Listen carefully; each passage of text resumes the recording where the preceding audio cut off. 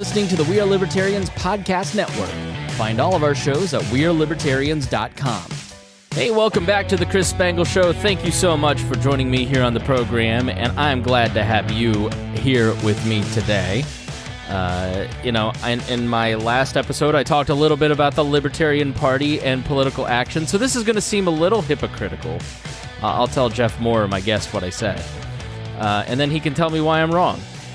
But he is running for the Indiana Secretary of State's office, and this is an incredibly important race for Libertarians in Indiana, both big L and little l, and important for Republicans and Democrats, too, because the Secretary of State's race is the ballot access race. That is how Libertarians for 4 years will get on the ballot. Is it 4 or 2? It's 4. The Secretary of State's office is a 4-year term, and winning it or whatever results any party gets determines that party's ballot access issues and capabilities for the next 4 years. So, Jeff, you've decided to run for this office. It also has a lot to do with business regulation, so it's just like the perfect Libertarian Party office. Tell us a little bit about yourself. Why are you running for Indiana Secretary of State?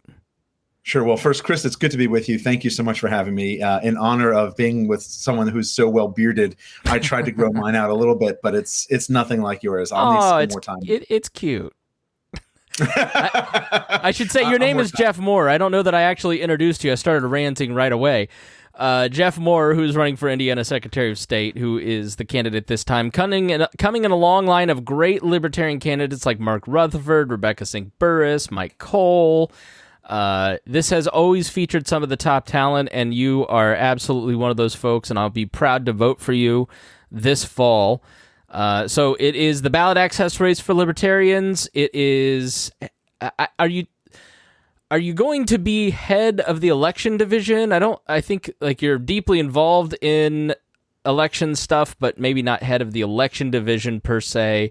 What exactly does the Secretary of State's office do here in Indiana? Sure. So there's and who I am and why I'm running. So there's a lot to unpack. All one thing at a time here. So the Secretary of State's office itself is the third highest constitutional office in Indiana. It is defined and prescribed in our Constitution of 1816. Basically, a line of succession goes governor, lieutenant governor, Secretary of State.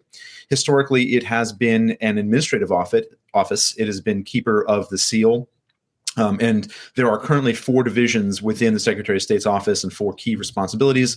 The first is Chief Elections Officer, and that's what everybody sort of knows best. And certainly when we look at the 2020 and 2016 elections most recently, and where there's been concern about the authenticity and output of those election cycles.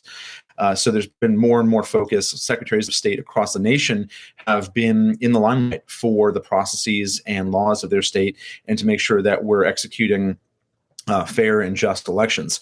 The second division is the Business Services Division, which essentially licenses or creates businesses into law. And that also includes nonprofits. So when we talk about how do we respond to the needs of communities, such as homelessness or you name it? So much of that work is done through nonprofits that actually seek private donations. And one of the privileges of this office is to sign them into existence, just the same as for-profit corporations. Let's get back to small businesses and entrepreneurs and innovators, just the same. The third division regulates the auto dealers, and the last division, the fourth division, investigates what we'll call white-collar crime or securities crime. Essentially, if you sell me a Target gift card fraudulently, that's not necessarily a securities crime. But if you sell me shares in a company that doesn't exist or is fraudulent in some way, then that could become part of an investigation of the Secretary of State's office. Wow. All right. You are very well versed and know your stuff inside and out. I mean, you too can read the website. Well, not a lot of candidates in the past have. So I'm very, very impressed already. So why did you want to run? And why are you qualified to hold this office? Sure. So my background, undergraduate degree is in business administration or business and international marketing. And my career has been in budget finance. I managed a $300 million budget in a large nonprofit higher education organization. I worked in clean tech for a company that was in the trucking transportation sector. So I had my own virtual reality startup that I actually founded here. So I was a customer or user of the Secretary of State's office. And I've been through that process from the small business tech startup perspective. And it's not as easy as it should be. And we can talk about what that means for innovation and who's your small businesses. But what really qualifies me is where I've seen technology solve problems and how we get to a better tomorrow by using and implementing better technologies and processes today. So stepping back and seeing the hurt and pain that our nation endured on January 6th and wanting to never see harm come from neighbor to neighbor ever again. Hopefully we put that behind us with the Civil War. But where we have a problem with our technology and our process, our elections just aren't trustworthy enough for enough Americans to feel confident in those results. And when we can't be confident in our elections, we can't be confident in our elected officials. And that needs to change. So what are some steps that you take to make sure the Indiana elections are secure? That's presuming they're not secure. I have maintained throughout all of this, all you've got to do is go down to your county clerk and volunteer.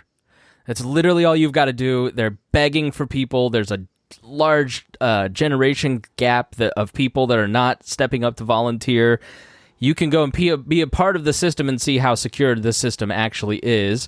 And if you don't believe me, prove me wrong. Go volunteer and work the polls on Election Day. I've watched them as a party official, as a journalist, and I can tell you it's far different than you see on the news, Jeff. I even actually served on the Help America Vote Act Commission back in 2011, I believe. By then, Secretary of State Todd Rokita appointed me to that commission as the swing vote, the Libertarian on that commission, who helped swing it one way or the other. So it was, I was one of 30 people or whatever, and I was helping, that's one of the benefits of having a libertarian sit on a commission or get elected, because we see it differently. Now, we had like two things we could fund from the federal dollars that we were getting. And we had like 8 things we wanted to do to make elections more secure. Things like adding printers to the machines. So you get a receipt, I get a receipt. From cybersecurity to all kinds of different things. So there are many different choices in securing elections and making sure that people have confidence in their vote.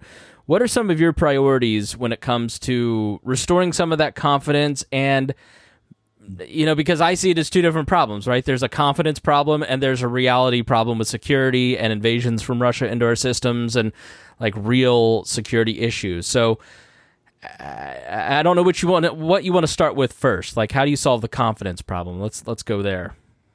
Sure. So first, let me echo what you've said. Please get out and volunteer. Your polling places need your support. They're always looking for volunteers. So it's a great way to get involved, get engaged, and see the process firsthand, but also doing more than just your civic duty in voting, but an even greater civic commitment in serving others who are voting. So, Chris, that's a great point. Thank you for making that. Wherever you are in the state, they're surely looking for a volunteer just like you. To your point about making elections more secure. And there are a lot of big words that are thrown around: security, integrity, transparency, accountability. And what do they mean? What do they mean? And at the end of the day, it's about how we feel. How do we feel about the results? Are we confident enough? Do we live beyond a shadow of a doubt in trusting the outcome? Because if we don't trust the outcome, if we don't trust the process, we doubt the outcome. And if we doubt the outcome, then we can't have trust and confidence in our elected officials. Were they really elected? Are they really representing me? Is any of this fair? And what happens then? So at the end of the day, we're working toward a feeling of confidence. And it's a little strange to say, but yes, that's what it comes down to. So how do we create that confidence, that feeling of confidence? And there are a couple different things that we need to do.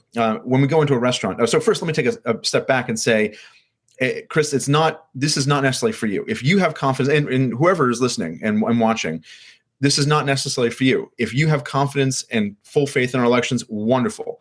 Surely, though, you have neighbors and friends in Indiana who may not have that same level of trust and confidence. This is for them. So imagine we go into a restaurant and we don't know the chef, we don't know the kitchen, but we want to have confidence that they're preparing the food safely and cleanly. Maybe it's a new restaurant, so they don't have a track record that we could look to. So many restaurants today have an open kitchen model, right? You can, as you walk in the door, you can look in, you can see how they're preparing the food. It's not that they're trying to get away with anything. It's not that they will, but the fact that it's open and visible and that you can see everything and understand the processes and know that by virtue of that ability to see, not because you're standing there watching them cook the whole time. No, you're seated at your table. But by virtue of the fact that they could be inspected anytime directly by you, that gives accountability and transparency and trust in the process. And that's what we're looking for.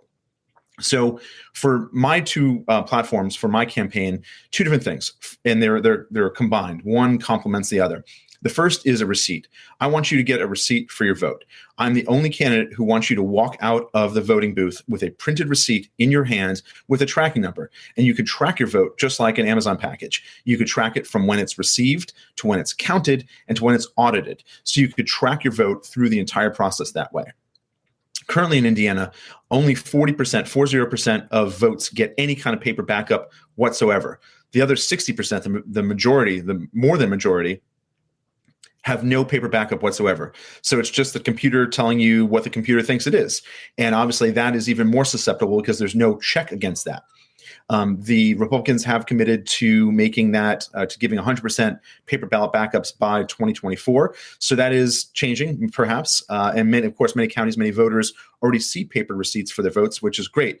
However, none are allowed to leave the voting booth with them. And that's one thing I'm going to change. So once you have your vote and once you have your receipt, you can track it. And again, this is to be clear, you're not tracking the votes you cast. You can't see whom you voted for because that's obviously very, very secret, and the secrecy of your ballot is paramount. So I'm not jeopardizing that in any way, shape, or form. But you should be able to track your vote and know that your vote has been counted and know that your vote has been included. Now, what about the 100,000 dead people who wake up and vote the next that election day, or the fear that 100,000 people did? So for that, we need exclusive testing. We need to make sure that we've excluded anybody who should not be voting. And that requires an audit. And so currently, Chris, you want to guess at how many counties get audited after an election? Well, there are 92. Right. There's 92 counties. Counties do their own audits of themselves on their vote totals, right? But are you talking about if the Secretary of State does the audit, if the election division does the audit? So theoretically, there's always risk if you audit yourself, which is why if you go to any movie theater, there are typically two separate people, one who sells you the ticket and one who takes your ticket. And that's accounting concept of dual controls. And that way that there's integrity or forces integrity, because it's harder to get collusion. It's harder to have a fraudulent system if more people are required to do that. So it makes sense to have the Secretary of State, a state level office, audit a county level election, and that gives greater integrity and forces everybody to be more honest. So, Chris, would you like to guess how many counties the state Secretary of State's office audits after an election? 2. That's a very close guess. The answer is 5, and this is also on the Secretary of State's website. So we're talking less than 5% of counties get audited. And remember, less than half of the ballots actually have any kind of paper backup. So the very small fraction of votes that actually have any kind of meaningful audit is just fractional. And it's almost negligible. So on top of that, we don't know which counties or how the counties are chosen. Maybe it's the best 5 counties, and those are the ones they audit. And then we don't know which races they audit. So maybe it's the most perfect, most secure races, and they audit those. And then the part that really galls me is that the results of the audit are not public. They're totally secret. There is one sentence on the Secretary of State's website that talks about the results of the audit, and that just says that these are to the highest degree of statistical assurance, and that's defined as 90% or better. And to me, that means that the Secretary of State can say, we've lost 1 out of 10 votes, and we think it's been a great audit. To me, that's not acceptable. Imagine if your car didn't start 1 out of 10 times, or your computer wouldn't boot 1 out of 10 times, or your phone crashed 1 out of 10 times, or 1 out of 10 airplanes crashed into the ground. That's completely unacceptable.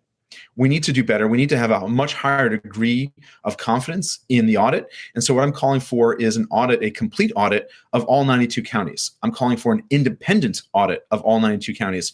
Currently, it's the VSTOP organization, which is out of Ball State, but answers to the Secretary of State. So you can imagine the natural conflict of interest that exists when an organization is effectively auditing its boss. So I'm calling for a complete and independent audit of all 92 counties, and I'm calling for that to be completed before the election is certified within 30 days. So currently, we actually certify or the Secretary of State certifies the election, and then we go on to audit, and that could take months. So what happens if the audit turns up something that's concerning? The election has already been certified. So what do we do then? And that's the conundrum, that's the quandary that we find ourselves in now. And I'm saying that we should reverse that order, audit the elections first, and then certify. So here's a couple problems that I have with your proposal.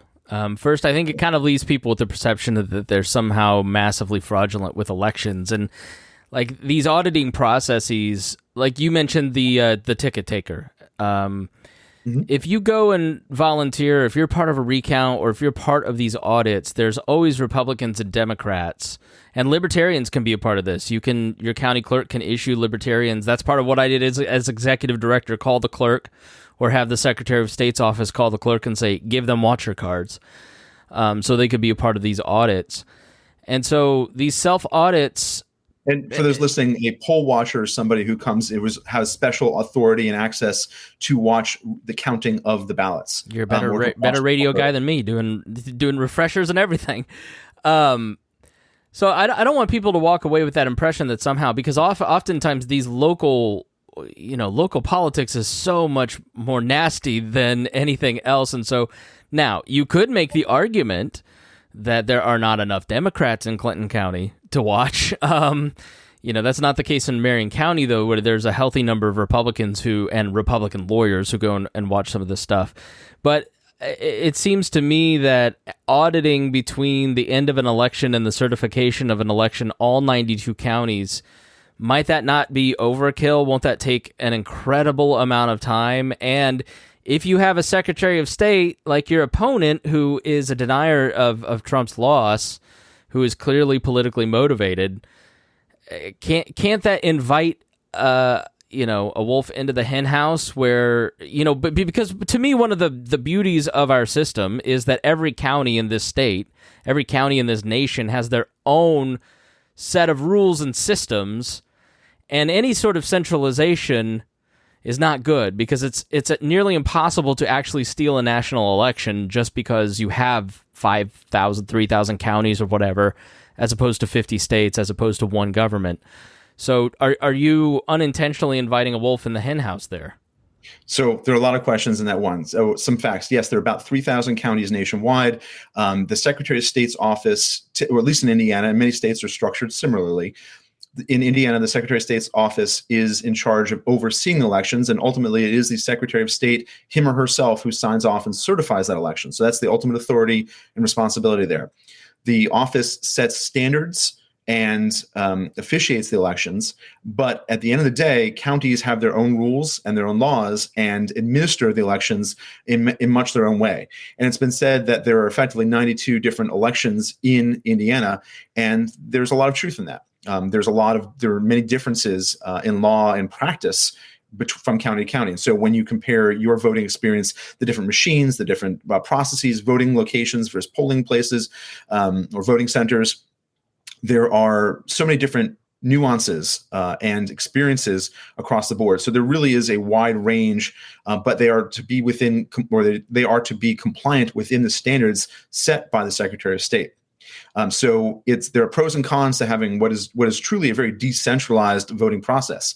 Yes, if we had one nationalized standard process and centralized, it would become much more vulnerable to any kind of internal or external hacking or corruption, whether it's Russians or a 13-year-old in Terre Haute. It doesn't matter because they could be more vulnerable that way. In fact, that's one of the reasons why I'm generally opposed to H.R. 1, or the bill that comes up perennially in D.C. that would effectively federalize elections. And I do believe that is protected under the 10th Amendment. It is not defined as a federal right, and therefore it is up to the states. It is up to we the people, and it is our election to offer. So now let me go back to your question about a fox in the henhouse, because this is really ties it all together. So yes, for election deniers, there are, or even skeptics, this is going to be, or people who just question it, plain and simple, there is going to be doubt among the results. And this is part of these mechanisms that I'm advocating for. The receipts and audits are meant to restore faith and trust in our elections. So I hope that the results of the audit, I hope the results of the receipt show that everything's great, everything has been working great, and now we have the confidence to go forward in life together. And that is part of what that open kitchen does, right? We know we can get up at any moment and look into that kitchen and know that our food is being prepared in a way that we accept.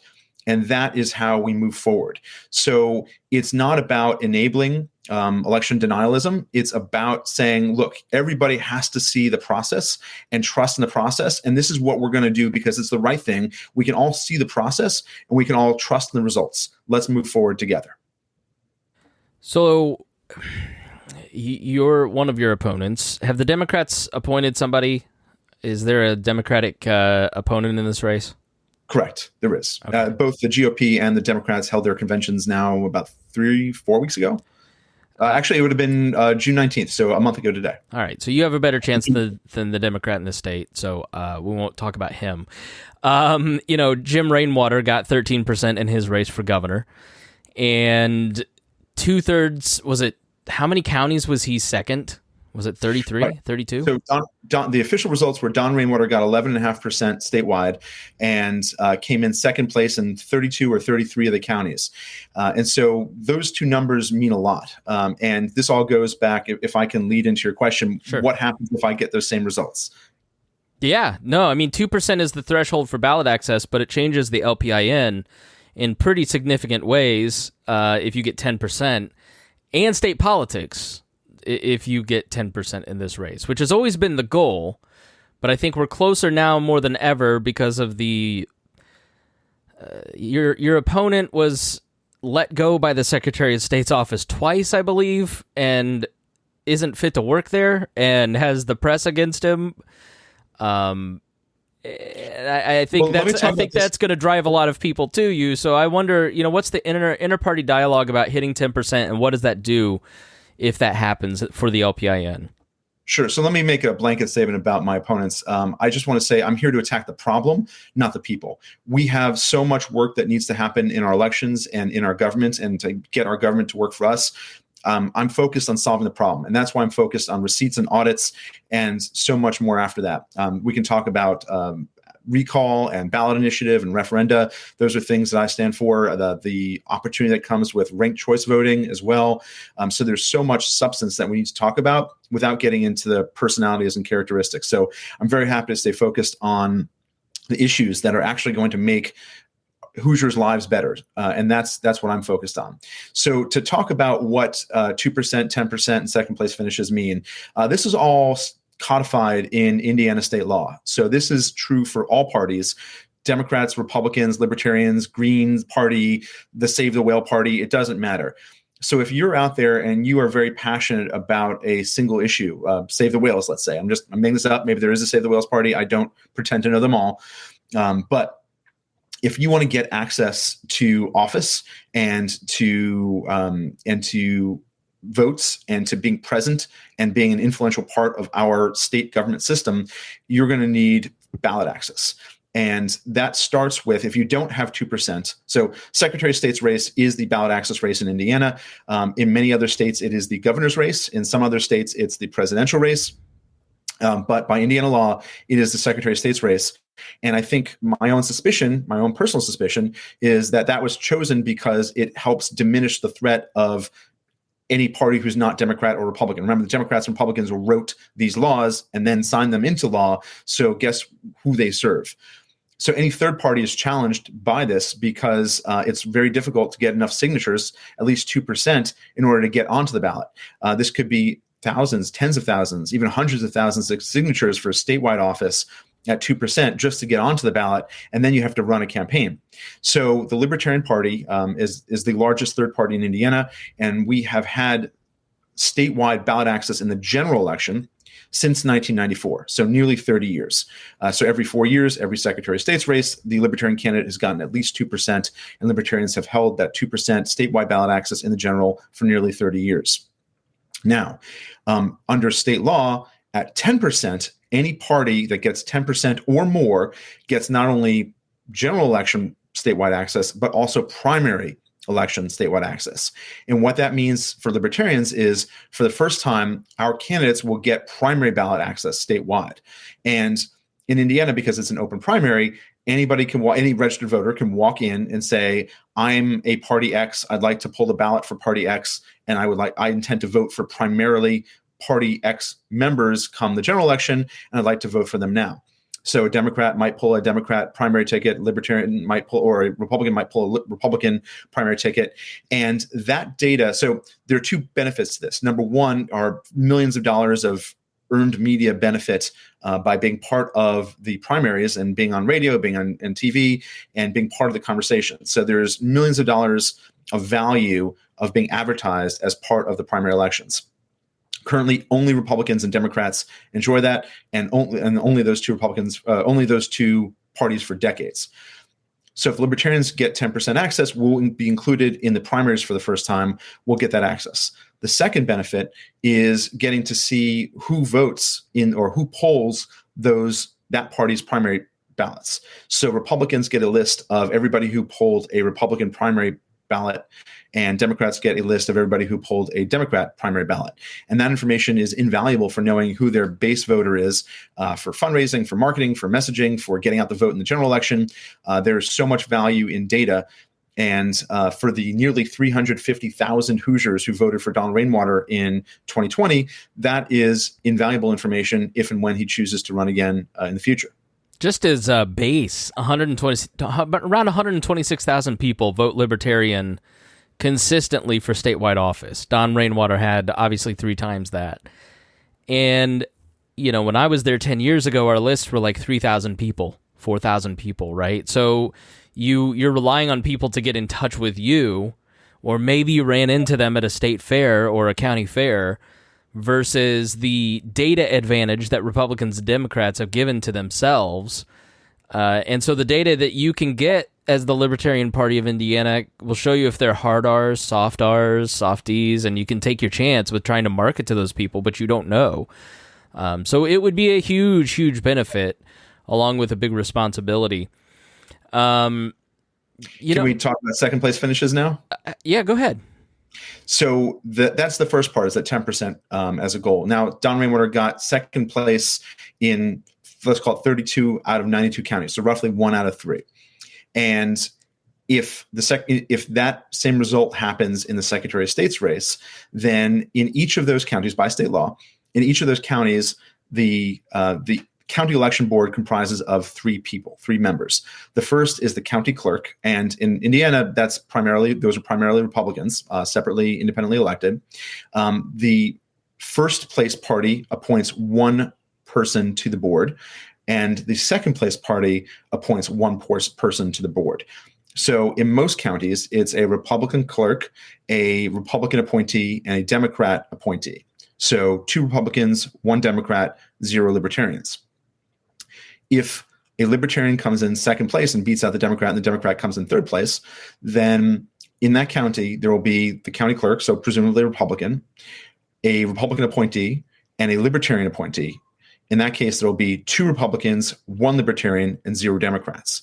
And so for those of us who are pro-liberty, whether it's Republican or independent or liberty or anywhere right of center, and we want to see real changes to our elections and real changes in terms of security and improved efficacy and service and limited government and all the things that right of center stands for, then we'll see real change by having that dynamic radically change within the county election board composition. Yeah, I'd even argue, in blue counties and red counties, it's kind of, you're getting someone that you can negotiate with. Like if you're in a red county, yeah, you probably meet on a lot of economic stuff, but if you're a Democrat, you're going to end up with somebody that is more palatable to a Democrat than maybe another Republican, right? If you're in a blue city like Indianapolis, you're going to end up with somebody that is more progressive on a lot of different issues because they're libertarian than maybe a Republican might be, especially new Republicans, the new right. I vacillate, and I talked a little bit about this in my last episode. I kind of vacillate between the politics is hopeless and pointless, and as much as I love all my friends in the Libertarian Party, and I will always vote and be a member of the Libertarian Party, my desire and stomach for any kind of political action just isn't there, especially the older I get and having a child around is hard. What is the... Who cares? Why should I vote for you? Who cares about the Libertarian Party? You guys don't win races. You're not that effective. Like, you're not Republicans or Democrats, and politics is all kind of hopeless anyways. Talk me out of it, Jeff Maurer. So we'll get back to that's a heady question. Let's come back to that in a second. But I'll just, to sort of piggyback onto what you've been saying, I've heard from so many voters who call themselves Republicans. They've been lifelong Republicans, but they are absolutely fed up with and disgusted with what they call the Rhino, Republican in name only, supermajority, the establishment GOP that we do have here in Indiana. And so for those who are pro-liberty or frustrated with the status quo or frustrated that we have more spending than is within the confines of a limited government Republican position, then for all those frustrations, the key is, have the Democrats, the second largest party, have they held the Republicans in check? And have they held them accountable? And I think most of us could reasonably answer no. So if you want to see real change, if you want to see any institution or a second party to actually hold the first place party to hold their feet to the fire and hold them accountable and hold them to their word, then seeing libertarians emerge as a strong force in conjunction with Democrats in that sense, then that's much better. We can all go back to the euphemism or the analogy of the two-legged stool just doesn't stand, but a three-legged stool has a lot more stability and has a lot more central focus or greater centeredness on it. And that allows us to have real compromise, or forces real compromise, and allows us to move forward in a way that isn't deadlock and isn't the deadlock representative of the duopoly that we all see and loathe, especially if you turn on the TV anytime. And it's more representative than the supermajority that just decides for itself, and then we're left accepting whatever they've given us. So that's why it's so important to have a strong second and third party to hold the first party in check. In a perfect system, we'd have at least three, if not more, parties that are a balance to each other and force a central type of resolution making that actually moves agendas forward and serves Hoosiers. So that's what I'm looking for. All right, now on to my question. Are you libertarians worth a damn, or are you like everybody else, and why should I care, and is politics even worth it? So is your future worth it? I have to believe yes. If you wake up and you go outside or you look around and say, this is not what I expect, I know it can be better, I believe in a more perfect union. I believe that we can do better. I believe that we are better than this. I believe that we are imperfect. I believe that with work and opportunity, we can make things better. Then yes, voting is central to that. It's really part of the American spirit to recognize what is imperfect around us, and to have the liberty, both the liberty and the responsibility to take action and work toward it. It's not our responsibility to fix or solve all problems, but it is our responsibility to take some action in that direction. It is our responsibility to make a more perfect union. Great, we've got a perfect union now, but it's our responsibility to make it even more perfect. And so that is my argument for voting, because if you don't vote, then you have no right to complain. Plain and simple. And that's a hard truth, but I want you to get out there and vote. I want you to have candidates that you want to vote for, not just the least bad option that you want to vote against. That's a really sucky situation. And I want you to have good options that excite you. That one of my opponents talks about us being Indiana being a state with a turnout problem. And I think we are a state with a trust problem, and that we'll have greater turnout at the polls if people believe that their vote makes a difference, if people believe that they have candidates that are exciting, compelling, and likely to either win or make enough of a difference to actually change things. That gets us excited. If Chris, if I offered you choice between vanilla or chocolate poison, which would you choose? Would you come out and actively choose between vanilla or chocolate poison? Well, I'd just die. That's right. Exactly. Most of us would just say it's poison either way. Right. Give it to me. I don't care. I don't have a choice. Right. And so I think that's our turnout problem. So the more that we can do to make our elections truly competitive, and not just in a duopoly sense competitive, but truly a competition of ideas, a competition of visions for our future, and to know that our candidates and our futures have choices, then that will get people out. That will get people engaged. That will make our government more responsive to us. Yeah, I do agree with that. And that's always been the wasted vote argument, right? Like, oh, you're just wasting your vote. Like, I am not a Republican. Like, I am very much more aligned with the Republicans than the Democrats. I'm just liberal enough to attract liberals, but just conservative enough to turn them off, and vice versa. As a political thinker, I have to tell you, though, I don't want to be in the Republican Party, and I don't want to support their slate, and I haven't for 20 years. And the Libertarian Party gives me a voice on the ballot. And you see it time and time again with exit polling here in Indiana with Rebecca Sinkburris in 2010 and across the nation. A Libertarian candidate on the ballot increases the amount of people that are willing to vote, as opposed to shifting. It literally like pulls evenly from Democrats and Republicans and increases the people who weren't going to vote otherwise in exit polling. Cato and David Bose have done some studies on this. You can find it on Kindle, all the books and all that. So yeah, I appreciate your answer. I think you've inspired me. I'm happy to do anything I can to help you. I want to have you back to talk about small businesses and how libertarians can help small business owners. And we'll save that for another conversation, maybe here in the next month or so, because I'd love to have you back. And you gave great answers. So Jeff Maurer, this is shameless self-promotion time. Tell people where they can follow you. How can they get involved with your campaign, and how can they give you money? Sure. So I'm so glad you asked, Chris. The website is maurerforindiana.com. That's MAURER for Indiana.com. And from there, you can find our Facebook, our Twitter, our Instagram, our YouTube, coming soon to TikTok. So all those things are out there. There is a big yellow donate button right there. And remember that at the end of the day, campaigns, all political campaigns, have two inputs. Those are dollars and volunteers, and one output, and that's votes. So if you want the votes, I'm going to need or ask that you generate or you donate your time or your treasure, because that's what's needed to actually make a difference. So whatever your ability, please step forward, and I'm very grateful for that, so that way we can have a brighter, freer future here in Indiana. Don't ask whatever. Now, this is the former campaign director coming out at me, Jeff. If anything, you could do anything that be... No, ask... Channel your inner Evan McMahon and ask people for $5,000 right now. If you have $5,000, we will gladly take it. There's no limit. Remember, by Indiana law, there is no limit on personal contributions to state and local offices. So unlike federal offices and FEC regulations, you can give and keep giving and give until it hurts. Yeah, and the reason that I'm pressuring him to give money is because they've got to print postcards and they've got to pay for gas. It's fair season. How many corn on the cobs and elephant ears have you eaten in the last 3 weeks?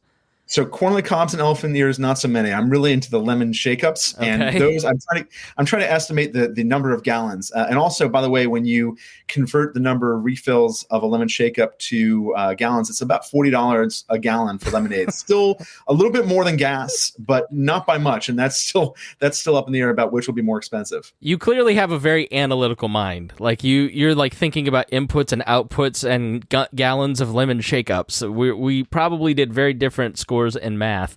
But yeah, no, it is important to give candidates that will represent you well some money. And if you're out there listening in the libertarian diaspora that doesn't think the National Party represents you, Indiana is still standing up for classical orthodox libertarianism. So Jeff is a great person for you to support. So if you pulled your money from National, give it to Jeff. I really do appreciate everybody listening. So Jeff, thank you so much for being here, and we look forward to talking to you again soon. Chris, thank you for having me, and I'll continue to work on my beard until next time. All right. I expect at least 3/4 of an inch next time, but just get past the itchy phase, all right? All right. Get past the itchy phase. Got it. Thanks for listening, everybody. We really do appreciate you here at the Chris Spangle Show on the We Are Libertarians Podcast Network, and we will see you again soon.